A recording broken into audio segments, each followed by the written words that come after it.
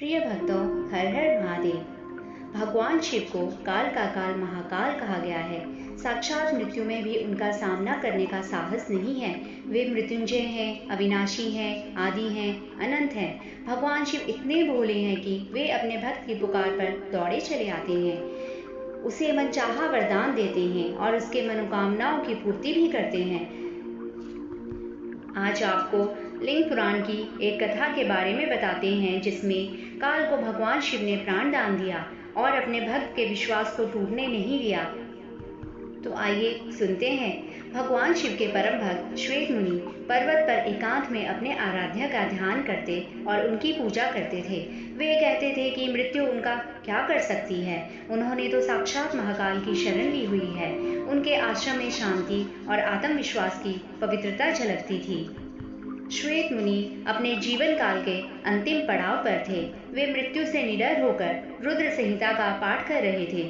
उनके जीवन का अंतिम श्वास चल रहा था। अचानक वे चौंक पड़े। उनके समक्ष एक विकराल आकृति खड़ी थी।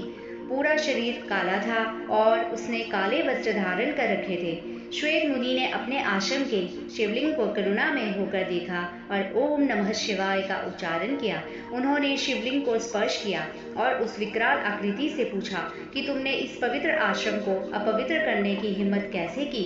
इस आश्रम को तो भगवान शिव की कृपा से अभय का आशीष प्राप्त है। उन्होंने दोबारा शिवलिंग को स्पर्श किया। विकराल आकृति वाले काल ने अपना परिचय देते हुए कहा कि अब आप पृथ्वी पर नहीं रह सकते हैं, आपको यमलोक चलना है। इस पर श्वेत मुनि ने शिवलिंग को अपने हाथों से कसकर पकड़ लिया और कहा कि तुमने शिव की भक्ति को चुनौती दी है। क्या तुम्हें नहीं पता है कि भगवान शिव तो स्वयं ही काल के भी काल महाकाल है? इस पर काल ने कहा कि शिवलिंग शक्ति विहीन है, निश्चेतन है। पत्थर में महादेव की कल्पना मात्र एक भूल है। काल ने श्वेत मुनि को पाश में बांध दिया। मुनि ने कहा कि ये तुम्हारी भूल है, महादेव तो कण कण में व्याप्त है। विश्वास के साथ आवाहन करने पर वे अपने भक्त की रक्षा करने आते हैं। तभी भगवान शिव माता पार्वती के साथ वहां प्रकट हो गए। उन्होंने काल को चेताते हुए कहा कि ठहरो, श्वेत मुनि की बात सत्य है, उनका प्रकट होना विश्वास के ही अधीन है। भगवान शिव को देखकर काल प्राणहीन समान हो गया, वह शक्तिहीन हो गया। श्वेत मुनि भगवान शिव की स्तुति करने लगे। इस महादेव ने कहा कि आपकी लिंग उपासना धन्य है, विश्वास की विजय होती है। नंदी के निवेदन करने पर महाकाल शिव ने काल को प्राण दान दे दिया और वे वहां से अंतर्ध्यान हो गए।